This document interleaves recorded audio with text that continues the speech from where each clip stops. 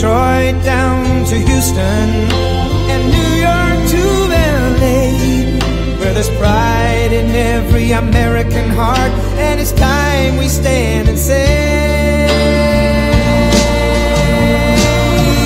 that I'm proud to be an American, where at least I know I'm free, and I won't forget the men who died, who gave that right to me, and I gladly stand up next to you and defend her still today, 'cause there ain't no doubt I love this land.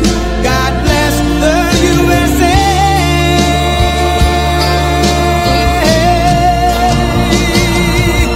And I'm proud to be an American, where at least I know I'm free, and I won't forget the men who died, who gave that right to me, and I gladly stand up next to you and defend her still today, 'cause there ain't no doubt I love this land.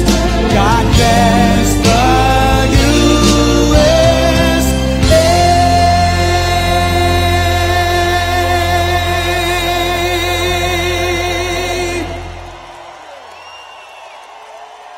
Oh, thank you very much. Thank you.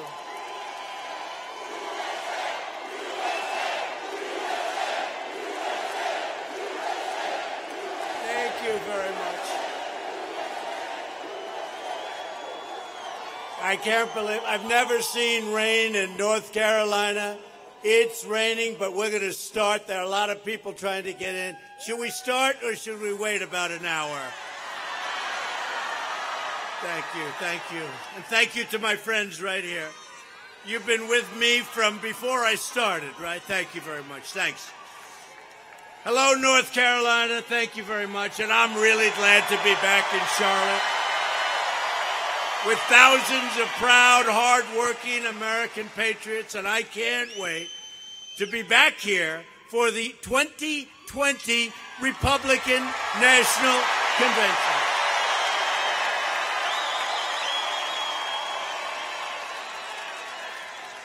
You had a lot of competition, but in the end, we said, let's do that North Carolina thing. Let's do that Charlotte thing. That's where we'll be. So we'll see a lot of you. In just 11 days, the people of this state are going to elect Mark Harris and Ted Budd to the United States Congress.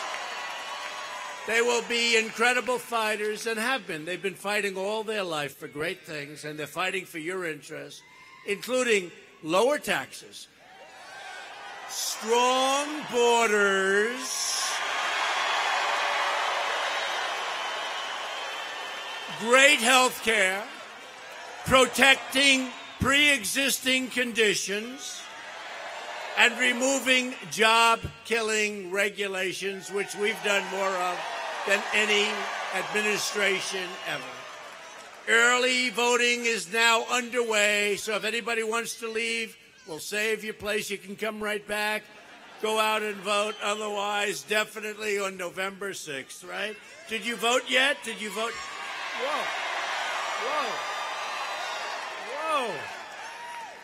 Well, we really have. We've had a tremendous, all over the country, Republicans, we're hot. We're hot. We're hot. And I don't think they're going to cool us off, no matter what they want to do. They try so hard, but I don't think that's going to happen. Before going any further, I want to briefly address the packages and devices that have been mailed to a number of high-profile individuals. As you know, the suspect has been captured. Great job. And is now in federal custody. These terrorist actions must be prosecuted and punished to the fullest extent of the law. We all know that. And I want to applaud the FBI, the Secret Service, and all state, local, federal officials for their incredible work in this investigation. I mean, they did an incredible job. This is finding truly a needle in a haystack when you think about it. We love our police and we love our law enforcement. Political violence must never, ever be allowed in America, and I will do everything in my power to stop it. In recent days, we've had a broader conversation about the tone and civility of our national dialogue. Everyone will benefit if we can end the politics of personal destruction. We must unify as a nation in peace, love, and in harmony. The media has a major role to play, whether they want to or not.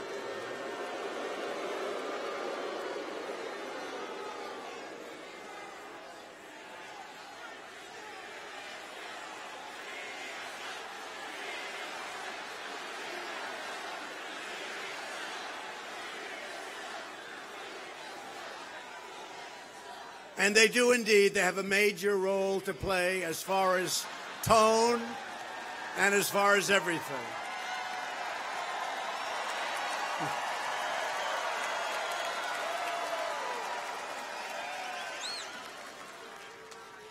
And we all say this in all sincerity, but the media's constant unfair coverage, deep hostility,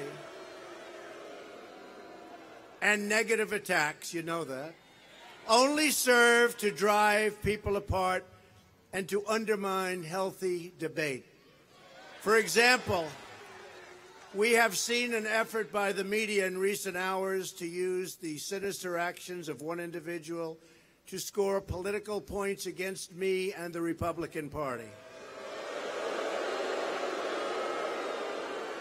Yet when a Bernie Sanders supporter tried to murder congressional Republicans and severely wounded a great man named Steve Scalise and others, we did not use that heinous attempt at mass murder for political gain because that would have been wrong. It would have been the wrong thing to do.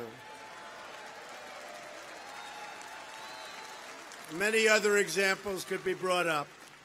Nor do we blame the Democrat Party every time radical leftists seize and destroy public property and unleash violence and mayhem. Yet the media has tried to attack the incredible Americans who support our movement to give power back to the people. That's what our movement is. Our supporters are some of the most honest, wonderful, like you, principled, hardworking, patriotic people on the face of God's earth. They pay their taxes, follow our laws, care for their neighbors, go to church and contribute to charity, and they are loyal to our country. All they want is a government that is loyal to them in return.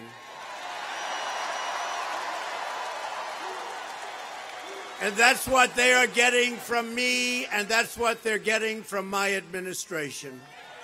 And you know that.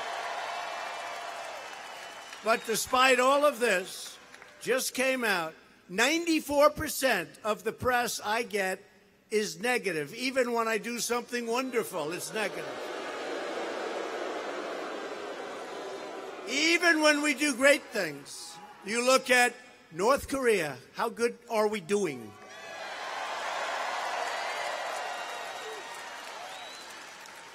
It's been going on with them for 70 years, more than 70 years. This is now our 4th month, and they always say, he's not moving fast enough, fast enough.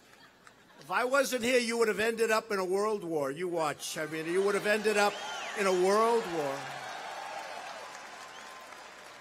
Or I heard even on Fox today, Bret Baier, I heard even on Fox, we had a great meeting with Vladimir Putin. And every time I see, oh, Donald Trump had a bad meeting, I had a great meeting. We had great. And they play it up as negative as they can. It was a great meeting We have all the cards. We have all the cards because we're the piggy bank that everybody wants to attack and rob and steal from. We have all the cards. But they made it look as negative. That was a great meeting I had.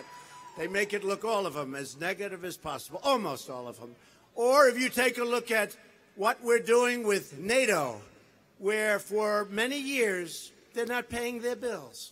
Now they're paying their bills and nobody talks about it. I went in last year and I said, you got to pay up. We're protecting you. We're protecting you. You got to pay up. They agreed to pay $44 billion more, money we don't have to pay ultimately because it's not fair. Not fair. We're protecting them and they're not paying their bills. And we want to protect them, but they got to pay their bills. And this year we had an even better meeting, but you never hear that from these folks. So it's very important that the media cover results properly.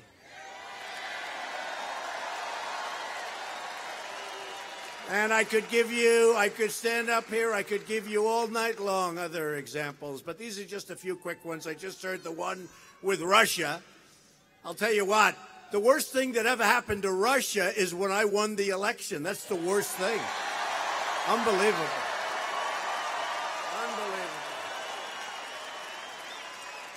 And at the same time, getting along with Russia, getting along with China, getting along, frankly, with North Korea and South Korea and Japan and everybody else, that's a good thing, not a bad thing. In the meantime, we will keep delivering results like nobody else has delivered them for many, many decades for this country. And it is time for us to replace the politics of anger and destruction with a real debate about the real issues. And we want honest coverage from the media. That's all we want. This is one of the most important elections of our lifetime. Under Republican leadership, America is booming, America is thriving, and America is winning because we are putting America first.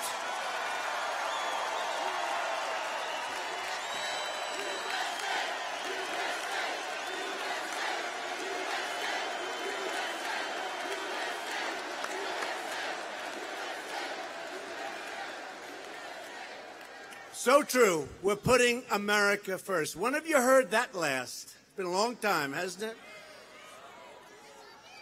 I said the other day, I'm not a globalist.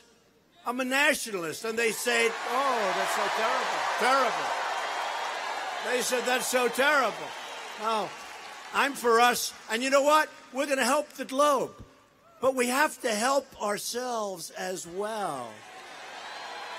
I want to help the globe, but we have to take care of ourselves also. So unfair what's been happening to our country for 25 years and longer. The unemployment rate just fell to the lowest level in more than 50 years. We have eliminated a record number of job-killing regulations, passed a massive tax cut for working families, and we will soon follow it up with another 10% tax cut for the middle class.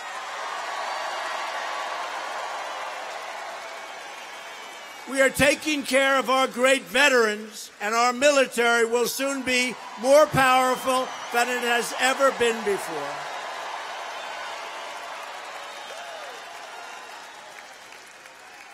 That's true. Our military was in very depleted shape. It was in very bad shape. They were getting parts for airplanes going to the airplane graveyards. You know that, right? That's where they store old planes. Not anymore, they're not. We've ordered the finest planes in the world, missiles, rockets, everything, ships, everything we have. We'll be stronger than ever before, and hopefully, you know what? We'll never have to use our military. Wouldn't that be nice? And the best way that'll happen is by doing exactly what I'm doing right now. We want to be in a position that people say, let's leave them alone. But if Nancy Pelosi and crying Chuck Schumer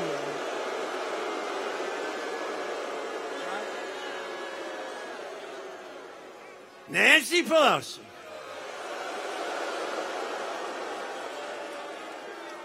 can you imagine? Speaker of the House, Nancy Pelosi, I don't think so. But if Pelosi and crying Chuck Schumer, remember crying? I've known him a long time. He never came close to crying except one particular night. And the radical Democrats get control. They will try to erase every single thing that we've achieved. Democrats want to raise your taxes. They want to impose socialism. That's what they're doing. They want to take away your Second Amendment, take away your strong health care that we're making stronger and stronger every single day. By the way, nobody talks about it, but we got rid of the individual mandate, the most unpopular aspect of Obamacare, where you had the great privilege of paying a fortune in order to pay a fortune to not pay for bad health care. That's not a very good, right? That's not a very good. No, we got rid of the individual mandate. That's big. And by the way, we've really radically changed that. And we had it beaten, but we didn't get one Democrat. I always say we didn't get somebody's vote, which is true. But we didn't get one Democrat vote either. Think of it. One Democrat would have repealed and replaced, but we're essentially doing the same thing anyway. It's been decimated by us. And now, if you notice, your premiums are going up at a much, much lower clip. And yesterday, which got very, very little print, very little ink by these great gentlemen and ladies, by the fake news. Oh, yesterday, it really did. It was a very important. We signed a bill. Prescription drug prices are going to come tumbling down. Tumbling down. You know, we have other countries that for the same pill from the same company, made in the same plant, wherever the hell it's made, you go and you see that same pill, same box, same everything, selling for 10%, 20%, 30% of what Americans are forced to pay. That's all ending, folks. That's all ending, okay? So hopefully you don't need prescription drugs, but if you do, you're going to get them a hell of a lot cheaper because it's going this way. But the middlemen and the drug companies, but the middlemen are not thrilled with me right now. They're not thrilled with me. These were very rich people. They are not thrilled with Donald Trump right now. And the Democrats want to invite caravan after caravan of illegal aliens into our country. And they want to sign them up for free health care, free welfare, free education, and for the right to vote. They want to sign them for the right to vote. What's that all about?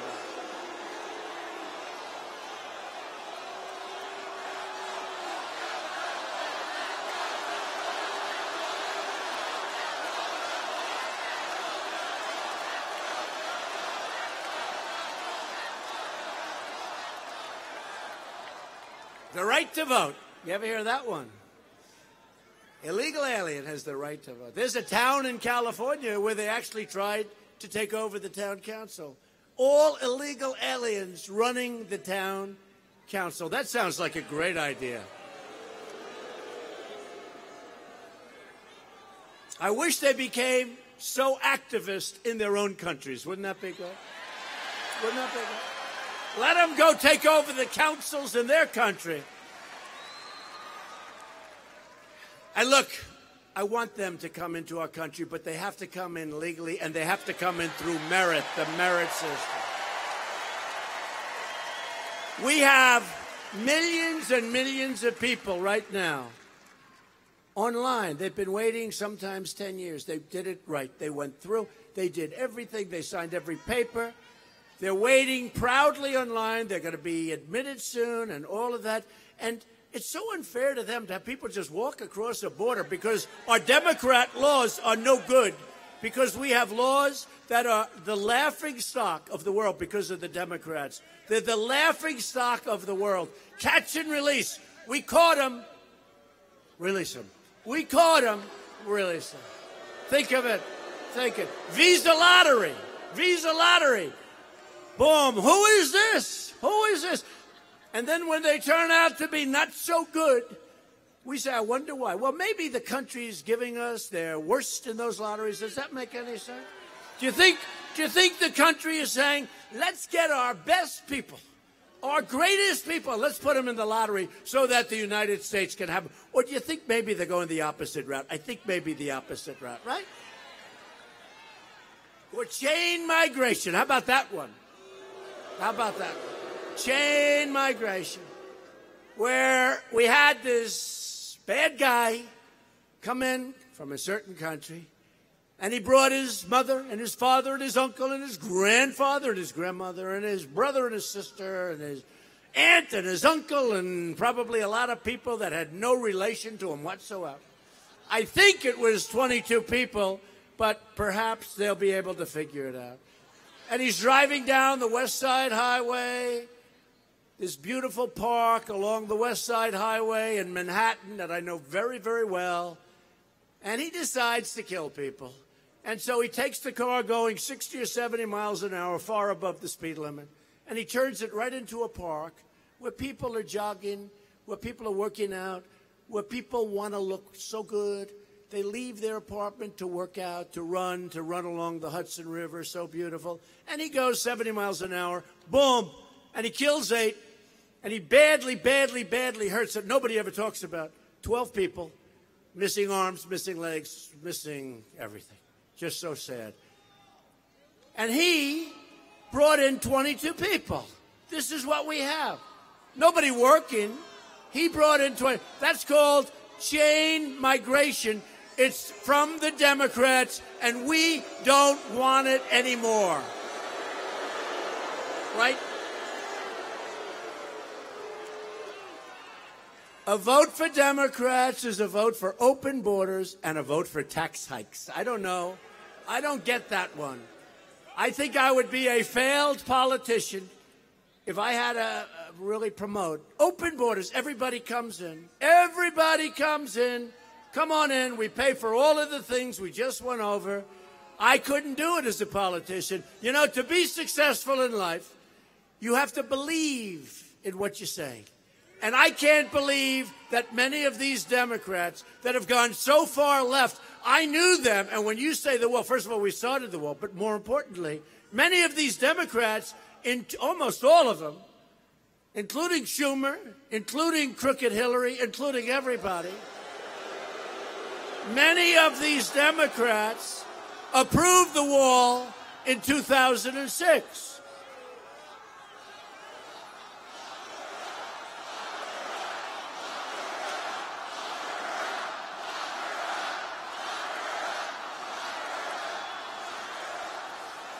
Oh, boy, they're going to be reporting about you tonight.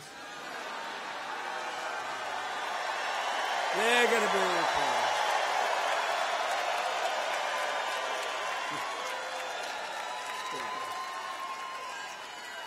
That's pretty cool. That hat is fantastic. Look at that. A vote for Republicans is a vote for safety and for jobs. Remember that. Earlier this month, we achieved yet another historic victory. A victory that people will appreciate over many, many years and maybe decades. We proudly confirmed the newest member of the United States Supreme Court, Justice Brett Kavanaugh.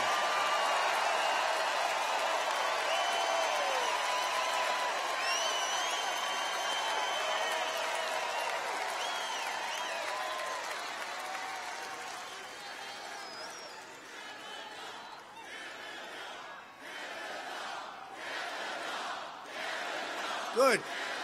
Remember that.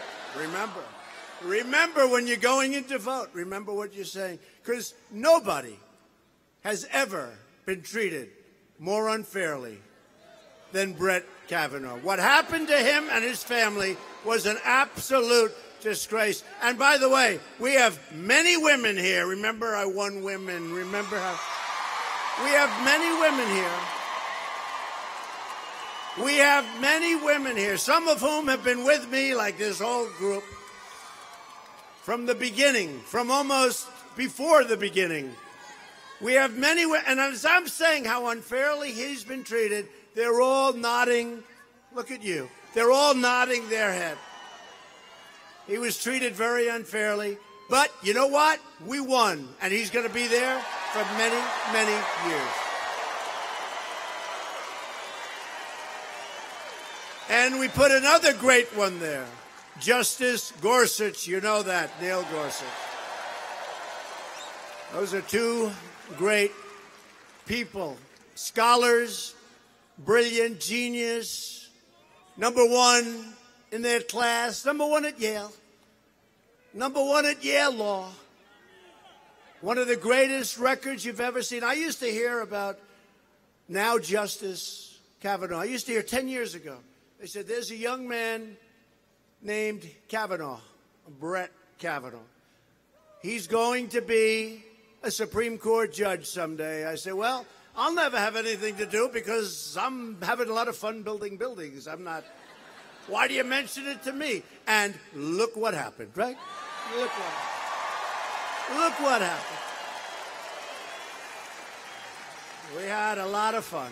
This has been the greatest movement in the history of our country. Remember that. And in the history of most countries.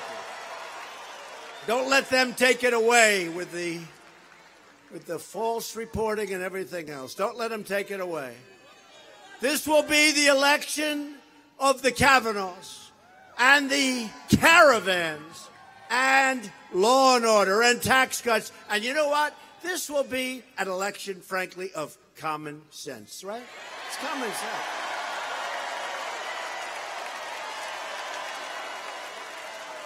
You know, they say, are you a conservative? I say, yeah, I guess. But you know, really what I am, I think I have common sense. Most of this stuff is common sense. We need borders. We need borders. We need a great military. We want low taxes. We want great education. You know, it's like, really, it's not conservative or liberal. It's common sense, right? This election will decide the next Speaker of the House. And you know what I just said? We have to have great people there. And you know, we have a tiny, tiny majority. So small, you just can't, I won't say it, I've said it so many times, if a senator catches a cold, we delay the vote. That's the kind of majority we have. We essentially don't have a majority, okay? I think we're doing great in the Senate, and I think we're going to do really good in the House, but getting Mark and Ted in there, North Carolina, so important. Vote for Mark and Ted. And before we continue, let me take a moment to send our love and support to our fellow citizens in North Carolina, South Carolina, and throughout the Southeast who are still recovering from your devastating, that was a rain-soaked hurricane. That was a lot of water. I was here, and I was in South Carolina, and you got hit. That was less wind, but more water, right? That was a bad one. But FEMA, first responders, the Coast Guard, the military, your local people have done a fantastic job. Fantastic. I spoke to somebody backstage who got hit hard. And I spoke to that person like just when it happened. And tonight I said, so how's it, okay? He didn't know what I was talking about. He's recovered. So you worked hard, and government worked hard. And it was really government and the people working together, and the way that North Carolina came back and South Carolina came back. And now we have Florida and Georgia, different.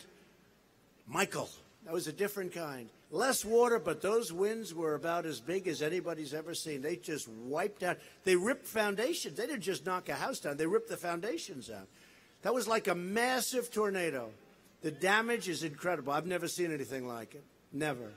But I just want to say congratulations on doing a great job. And it's being finished up, and it's incredible, the job. North Carolina, congratulations. Congratulations. And tonight we also remember a fallen hero, North Carolina Highway Patrol Officer Kevin Connor. His family's here. His great family is here. Officer Connor was shot and killed in the line of duty on Wednesday. He was an 11-year veteran of the force, and he leaves behind a great wife and 2 young, beautiful children. This evening, all of America holds Officer Connor's family in our hearts and prayers, and we pledge our undying gratitude and support to the men and women of law enforcement. They are incredible. They are incredible. Thank you very much. Thank you. Thank you. We are honored to be joined tonight by many of your great North Carolina Republican leaders, including Lieutenant Governor Dan Forest. Where's Dan? Where are they? Where are they?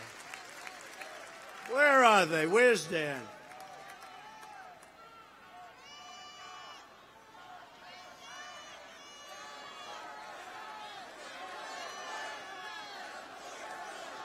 There he is. There's a lot of people in here, Dan. It's hard to find one very good-looking man. There are a lot of people in this.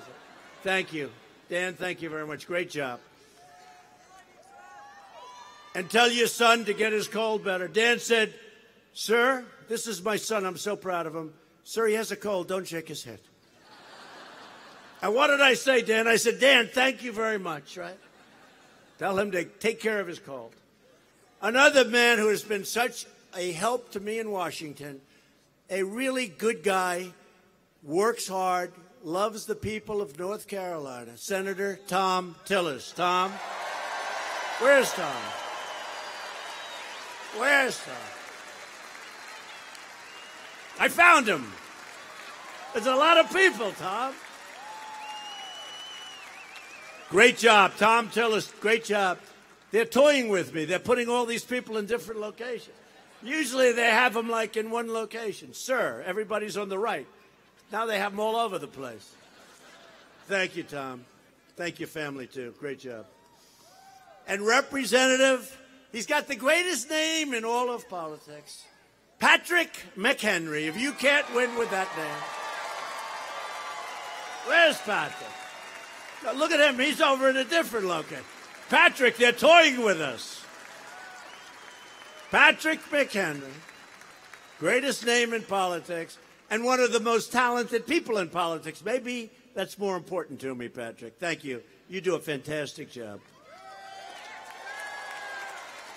And also a man who's become so popular. And I was with him from almost before he announced. And I'll never forget, a couple of years ago, he was running. And he was favored by so much that nobody went out to vote. Can you believe that can happen? He was favored, and I called him. I said, wow, that was closer than we thought. Literally, people thought they love him, and that'll never happen again. I mean, he still won by a lot, but a lot of people didn't vote for a man named Ralph Norman, who's fantastic. Ralph, wherever you are. Ralph? Ralph, right, Ralph? Remember I called you? I said, Ralph, never be so far in front that they don't want to vote, okay? Never let that happen. You're always 1 point down the next time, Ralph. Thank you, Ralph. Great job. And Ralph, I'll tell you, he's done a great job. We're also thrilled to be joined by a North Carolina native, because I love NASCAR. Do we like NASCAR? I love NASCAR. And I really love, you know what I'm talking about, the France family and Brian France. And Brian, we love you, Brian. Get in there, Brian. Good. Brian's going to be in great shape. Brian is a tough winner, And that whole France family, they're pretty good. You know, that's like owning the entire NFL. You know that, right? What a great thing. NASCAR, we love NASCAR. I love the drivers. I don't know if you know it, and I'm not saying this for political reasons because it doesn't matter. But I spent a lot of time in Lake Norman, right? Lake Norman. And a lot of the drivers live in my job in Lake Norman. And these guys, I'll tell you what, they take me for drives every once in a while, and they get it up to 200, 250. I say, get me the hell out of this car. Get me out of here. But we have one of the greatest winners ever in NASCAR. And now his grandson maybe will turn out to be an even bigger winner than him. You know who I'm talking about? Richard Childress. Where is Richard? Where is Richard? Where is Richard? Richard Childress. Is your grandson going to be better than you, Richard? Huh? Yes. See, that's the love. I have many friends who are bad people. Bad, very successful. And if their son is very successful, they're jealous of their son. You're supposed to love your son and grandson. And if they're more... But, okay, so you're happy for your grandson, right? Good. Didn't he just win the big one? He won the big one. That's good. That means he definitely knows how to drive, huh? He's got that extra spurt. Thank you very much, Richard. Great job. What a great career. Thanks, Richard. He's been with us from the beginning, Richard Childress. That's a winner for you, Richard. Richard's a winner. Finally, it's my honor to introduce two outstanding Republican candidates, the people that we're here for, really. With Richard and the governor and the senator, Tom, and all. We're really here tonight, Tom. We're really here for these two great congressmen now and soon-to-be congressmen, okay? And they have run fantastic campaigns. They're doing very well. But honestly, get out and vote. Let's not take a chance, okay? Let's not take a chance. Let's not take a chance. So I want to ask for Ted Budd and Mark Harris to please come forward. Please.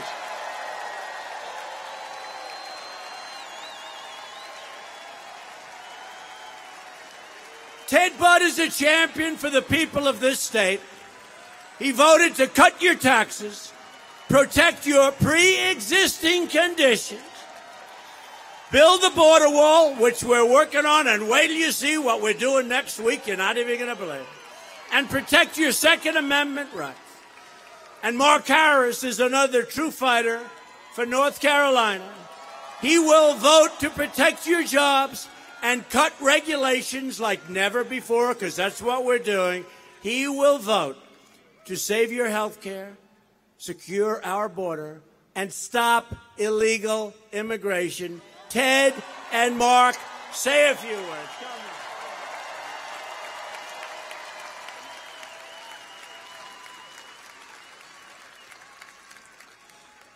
Well, good evening, North Carolina. Thank you all for being here.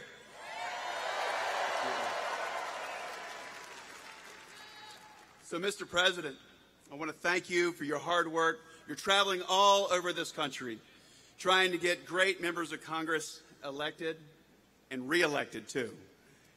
Now, the status quo in Washington is trying to stop you, Mr. President, at every turn. We know that. Yes, we do. But here in North Carolina, Mr. President, we are proud of you, and we want you to know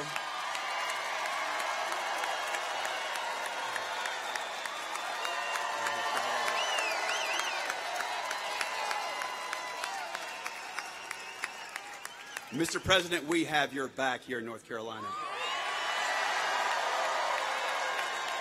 Absolutely. Now, my opponent is not for making America great again. So, she's against the tax cuts, and, this is important, she's given big money to Pelosi and all her friends. So, Mr. President, I'm going to stand with you on cutting taxes, on building the wall,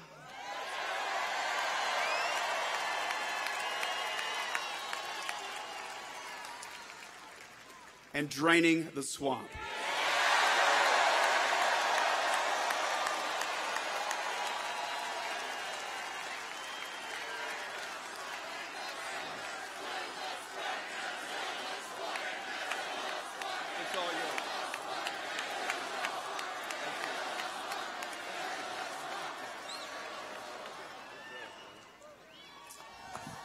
Well, let me join my voice tonight in welcoming the President of the United States to Charlotte, North Carolina.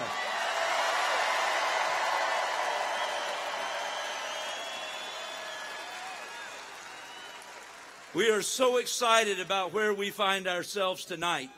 You know, I read an article not long ago, in fact, it was just last week, where one of the Fox commentators, Mark Tyson, had actually written an article that said that President Trump, that you may indeed go down as the most truthful president in the history of our country.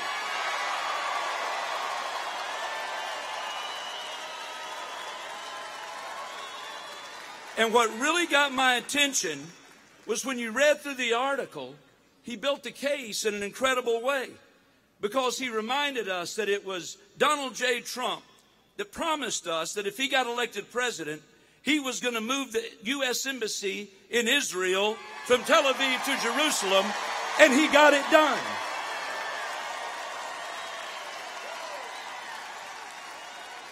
He promised us that he was going to bring historic tax reform, and guess what? He got it done.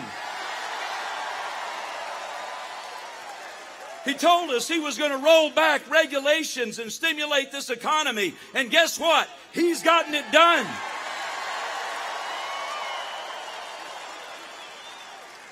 And he told us that he was going to appoint to the United States Supreme Court justices who were originalists and understood their job was to interpret the law, not make the law, because that's the job of Congress.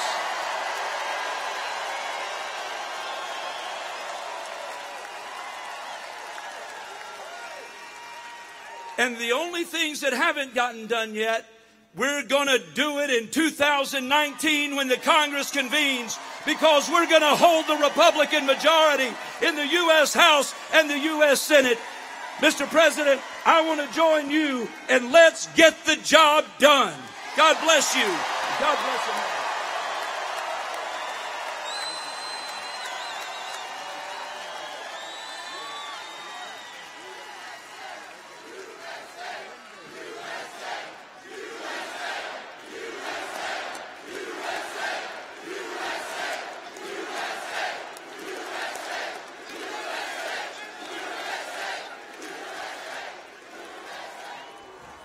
Wow, that's pretty good, huh? That's pretty good. Thank you very much, Mark and Ted. Thank you very much. Get them to Washington, please, fast. I think they're looking pretty good. What do you think? But I'm here tonight because we can't take any chances, right? Can't take any chances. Get out and vote. Ted's opponent, Kathy Manning, is an extreme liberal Democrat and a donor, as they said, and a donor to the campaign of Nancy Pelosi. And she's a big fan of Maxine Waters. Maxine Waters. But I'm going to be nice tonight, so I won't say it. I won't say it. I won't say it. I'm going to be nice. I want them to say he was so nice tonight. Kathy Manning pretends to be a moderate, but she will always be bidding for Pelosi and the far-left donors who are backing her campaign. She's a lefty, and she's always going to be voting on the left. And I know you state very well, we won it handily, and I will tell you, you don't love the left too much, especially that far left.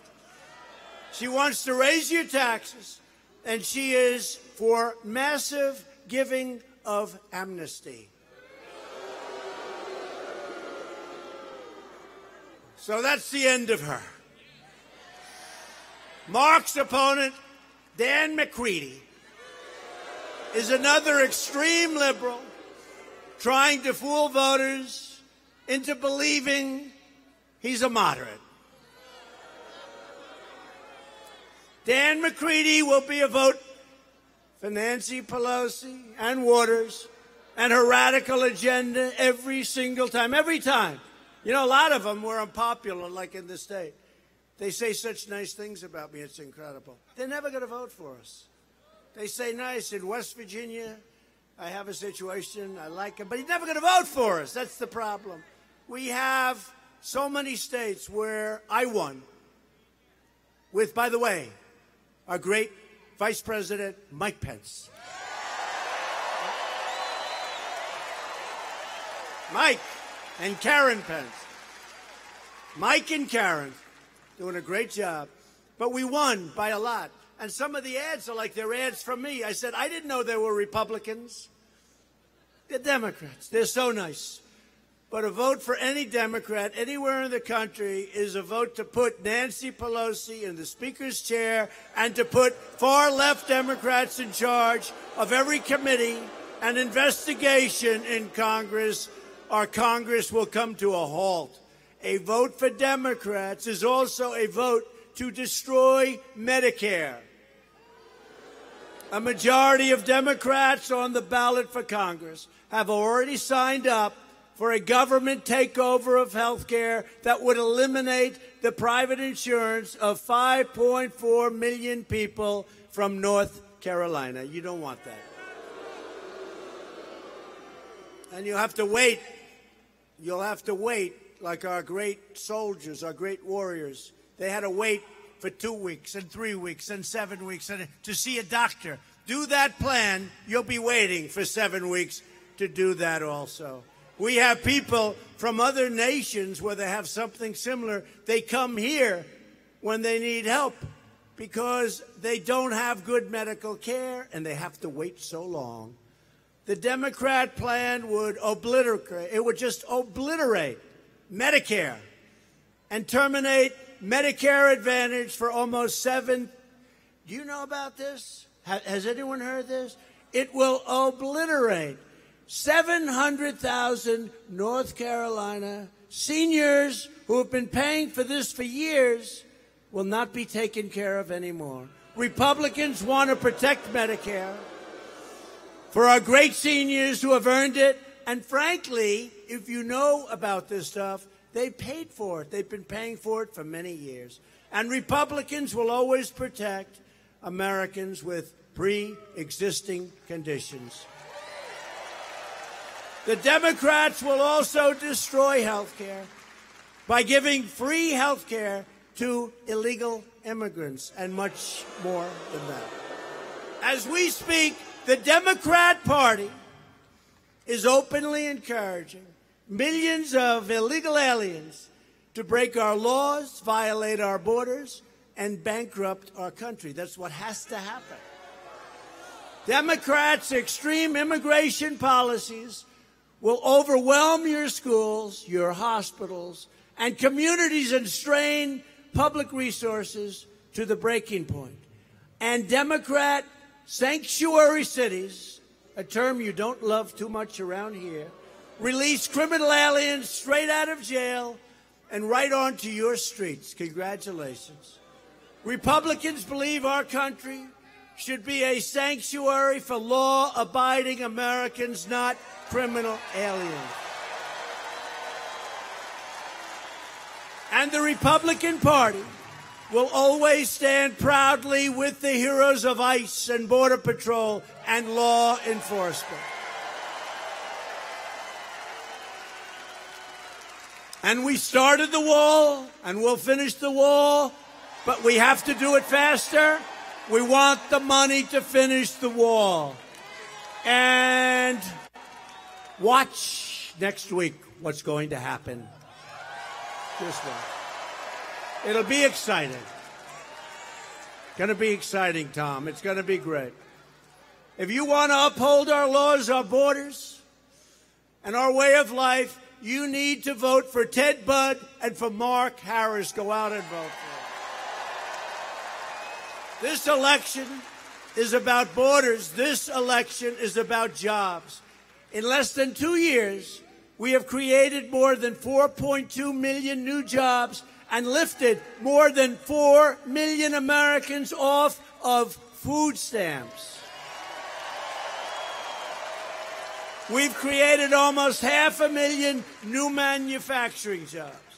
African American poverty has reached an all-time low.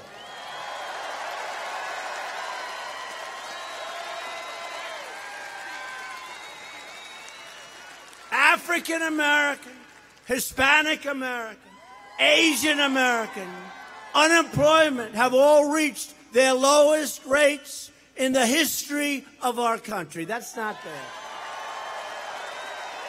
That's not bad.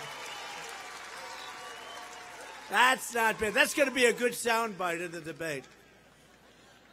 Hispanic American, African American, Asian American. The best unemployment statistics in the history of our country. What is my opponent going to be doing with that one? And this has all happened recently, folks. And if our opponent and my opponent ever got elected, we'd be heading south. We would be in such problems right now as a country.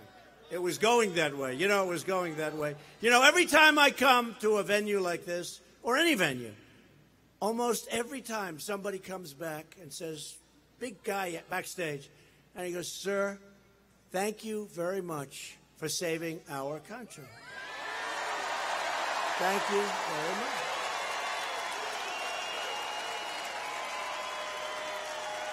Happened a little while ago. Happens all the time. This is a big, tough guy, obviously from North Carolina. This is a guy, he's almost got, most of them do have, but this one's too proud to cry. But he had tears. And he just said that. And I have so many people saying that. And you know, when it first happened, when we first started doing all of these things with regulations and tax cuts, I used to hear it. And I'd say, what do they mean? They're right. Because if this country would have gone on the path that it was going on for many years, not just the last 8 years, our country could never recover. It could never be the same. We were heading down the wrong path.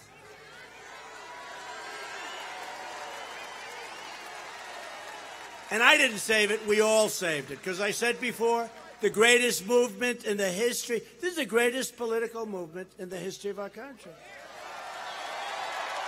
It is. I'm not even running for office. Look at this crowd. No, look at this crowd. I'm not even running. Think of it. Think of it. You know, the president came to North Carolina, just a nice president, a good president, even a really good president like Ronald Reagan. If a president came to North Carolina, what would happen? They'd go to a hotel. They'd have a conference room. That's my kind of guy right there. That's my kind of guy. No. Nice president. They'd go to a hotel. They'd have a conference room, 300 people, 350, and that would be considered a success. They'd say, wow, that was a good success. That was worthwhile. We have, the other night in Houston, the Houston Rockets, the arena, packed, set a new record. Outside, tens of thousands of people. 109,000 people wanted, 109,000 people wanted to go. And at every place, every place, every place. But if they came to North Carolina, nice president, 300, 350 people, and then they go back to the White House. Look at this crowd. It's crazy.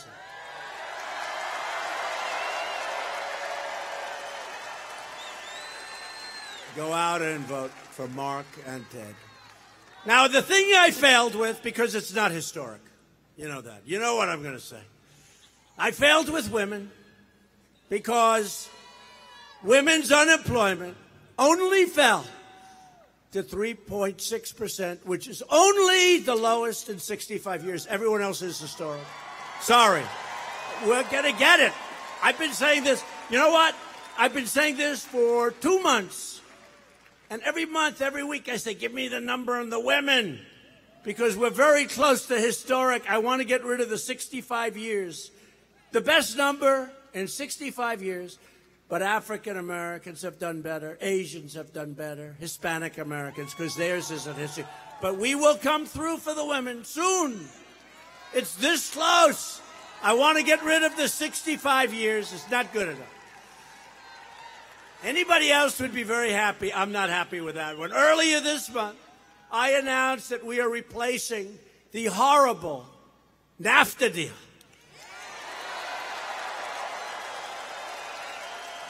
It's one of the worst trade deals ever made. Our jobs, everything left our country. Our jobs, our plants, our factories, they left for Mexico, for Canada. One of the worst trade deals in the history of the world. There is one worse, I won't tell you, but we're working on that one too. And we replaced it with an incredible brand new U.S.-Mexico-Canada trade agreement called the USMCA, like YMCA, MCA, which is a giant victory for North Carolina farmers, manufacturers, and dairy producers. They're opening up their markets. Nobody thought that would be possible. They're opening. Tom understands it. Tom, we're all happy with that. We're all happy. Tom Tillis, we're all happy with that. Everybody's happy with that. Even Chuck Schumer said, that's a good deal. I said, I want to go back and inspect that deal. There must be something. You got a lot of bipartisan support on that. That has to be good to get bipartisan support, Tom Tillis. But people like it. People like it. And it's true. Senator Schumer liked it. We've also taken the toughest ever action to crack down on China's abusive trade practice. Who had to do it? How to do it?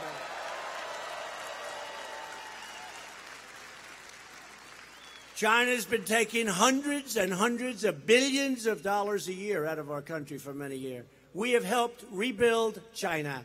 I said, it's time to stop. And we are doing very well. We are doing very well. That's all I can say. They want to make a deal. I say they're not ready yet. They want to make a deal. First time you've ever seen this, though, right? First time you've never seen this before. China's had free wheel of our country. Give them whatever they want. Not anymore. Every day it's promises made, promises kept.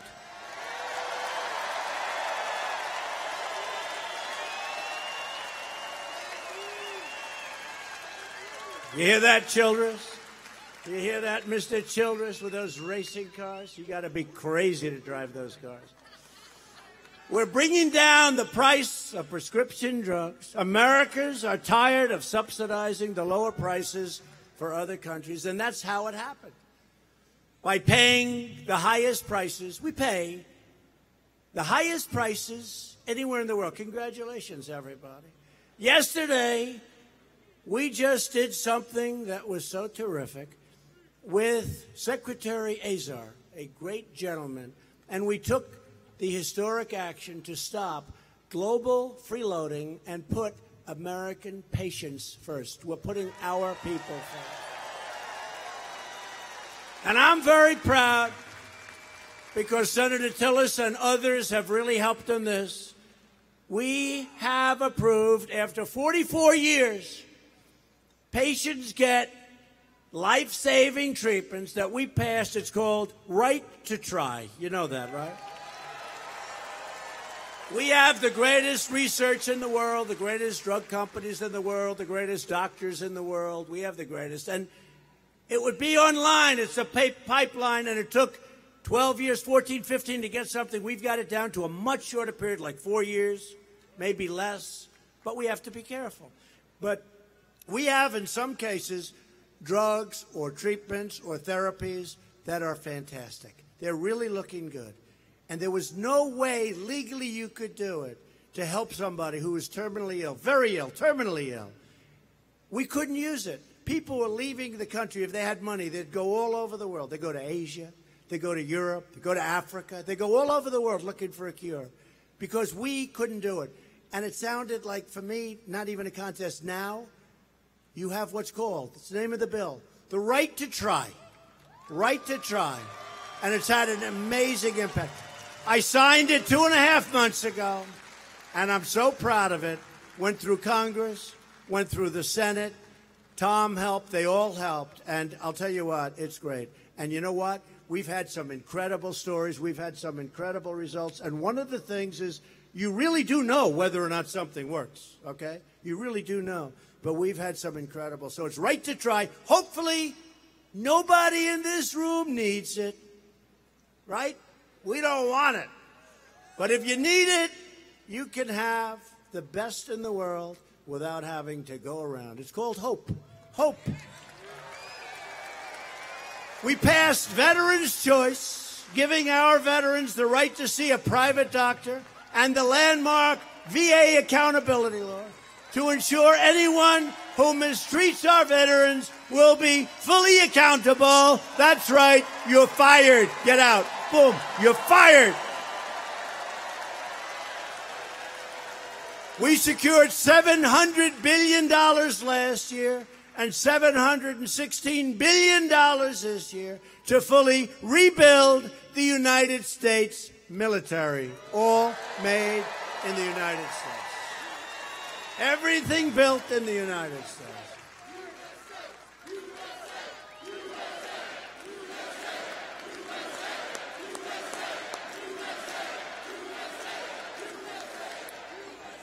All built in the United States.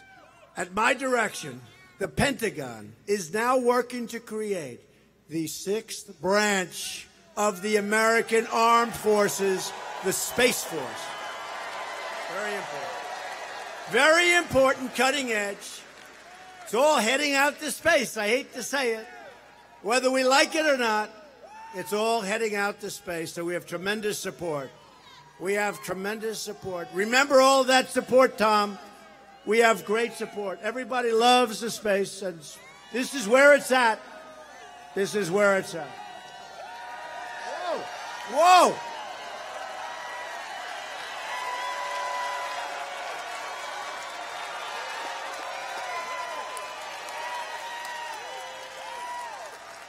It's true. People get so excited with the Space Force. But that's where it's at. I'm not doing it as fun and games. That's where it's at. And I'm not just talking about missiles going up or rockets going to Mars or going to, which is very exciting. I like that. I say let the private guys do it. You know, they're all having fun. Let them do it. We'll rent them our great facilities. That's what we're doing. We're renting them our great facilities. Let them spend their money. They want to go to Mars. I love it. They can hop on the ship themselves. I couldn't care less. They want to do it. I'm okay with it. They're rich. I don't know. Rich guys seem to like space. And I say they want to use our facilities. We'll charge them a small amount of money. Like, you know, how about $25 million a launch? They'll say, okay. But NASA has been reinvigorated. But we need it from the standpoint of protection, offense, defense. We need it for our military. I withdrew the United States from the horrible, one-sided Iran nuclear catastrophe. And we have recognized the capital of Israel and opened the American embassy in Jerusalem.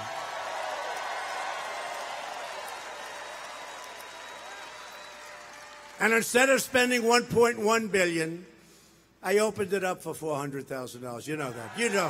Have you all heard that story? They want to hear it again. But we have opened it up for slightly less than budget. Budget was $1.1 billion. I'm saying, how do you spend? Do we have any builders here, like knock up houses and things? How do you spend $1.1 billion for a one-story building? We'll try and figure this out. But they came to my office, sir, would you sign this? I said, okay, I'm signing because I signed so many papers. And I have Donald. So what's it for, General? Sir, we are building the U.S. Embassy in Israel. Sir, how much? $1.1 billion, sir. I said, whoa. I said, we'll never get this passed by Tom Tillis. $1.1 billion. We're not going to pass. I'm not going to. Don't worry. I'm not sending it to you anyway. I said, what do you mean? Sir, it will cost. We're looking for land right now. So I called up David Friedman, one of the best lawyers in New York, one of the biggest. He loves Israel. And he gave up, he made a fortune. And he gave up this massive amount of money. I won't even tell you what he made, too much. But he gave it up because he wanted to be the ambassador to Israel. I called David, very smart guy. I said, David, they want to spend $1.1 billion to build the embassy in Jerusalem. It's crazy. He said, could I work on it? Yeah. Calls me back 2 days later. He said, sir, we own the best piece of land in Jerusalem. We have a building on the piece of land. It's set back from the standpoint of terrorism. They want a setback. They don't like it on the street. We all understand that, right? It's set back beautifully. It's on a big site, like I think 18 acres, which is a massive site. We've owned it for a long time. We have a building on it. It's a good building, but it needs some renovation. We can take a big chunk of the building, renovate it. Sir, I can have it done for $180,000, he told me. 180.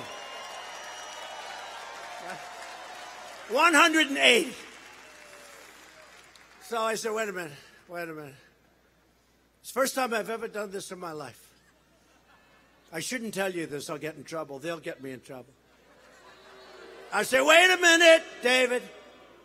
You won't believe what I'm going to say. I said, that sounds too cheap. It's no good. He said, I can do it for 180. I said, David, it's too cheap. Do it for 400,000 or 500,000. Please don't do it for 180. 180, they're going to think you're kidding. Do it for like 400,000. Is that okay? Absolutely. And there's a stone called Jerusalem stone. I have a friend. He's a very rich person. The great Ron Barron. He's a great hedge fund guy, great, brilliant guy. And for years, he brags about his office. He said, I use Jerusalem stone. He gets it in Jerusalem. And it's one of the most expensive. He's so proud of it. He's more proud of Jerusalem stone than he is of his career. And he's made billions, okay? Really. And he always wants to show me his Jerusalem stone. I've been hearing it for years. So I said, David, can you use Jerusalem stone? You're in Jerusalem. He said, absolutely. I get it for peanuts. Can you believe it? So we have all Jerusalem stone. It's beautiful. And we ended up spending $400,000, and we opened it 4 months after I agreed to do it in the first place. We saved $1.1 billion. We got it open. Don't forget, the $1.1 billion, as a lot of people in this room would say, probably would never gotten built. And if it did, it would have cost $4.4 billion. So we did it for $400,000, and we're proud of it. And by the way, it's beautiful. It's really beautiful. They had their opening. It's beautiful. They have their embassy. They have their capital. And a lot of people are happy. Together, we've made extraordinary progress, but we're just getting started. If you vote Republican this November, we will continue to cut your taxes, cut your regulations, and raise your incomes, because that's what we're doing. We will protect Medicare and Social Security. We will continue to confirm judges who will interpret our Constitution as written. We will fully secure the border for you. We will pass Kate's Law, which has already been passed by the House. We will stop sanctuary cities, stop catch and release, end the visa lottery that we talked about, end chain migration. And we will keep the criminal drug dealers and terrorists the hell out of our country.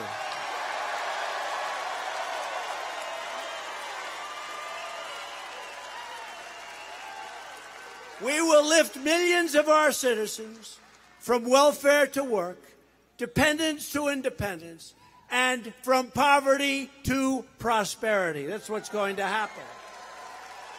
For years you watched as your leaders apologized for America. Now you have a president who is standing up for America. Very simple. Standing up for America. We are standing up for your values.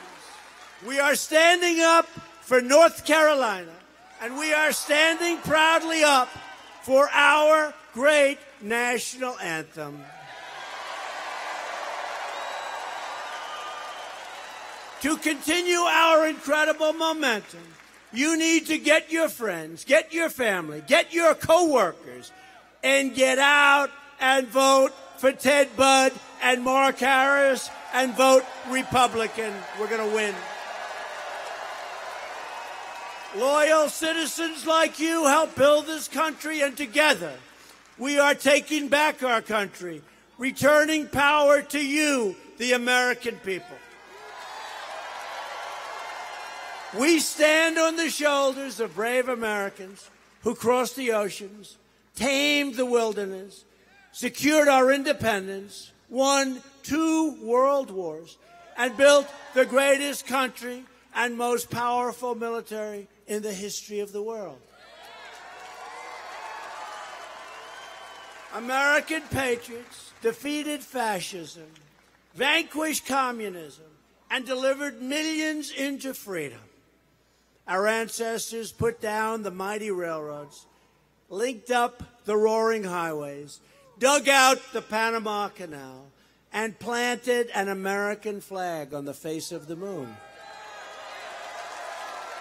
These courageous Americans did not shed their blood, sweat, and tears so that we could sit at home while others try to erase their legacy, tear down our history, and destroy our very proud American heritage.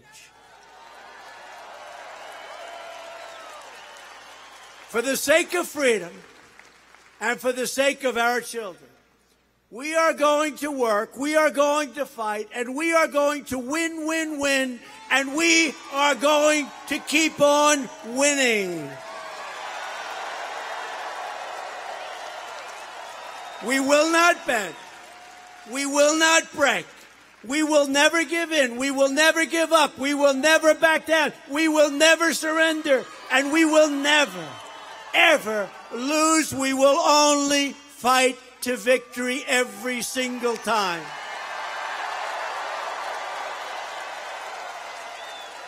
Because we are Americans, and our hearts bleed red, white, and blue.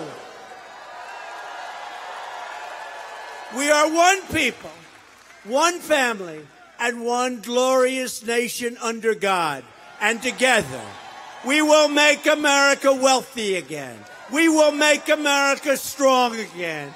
We will make America safe again. We will make America great again. Thank you, North Carolina. Thank you. Thank you.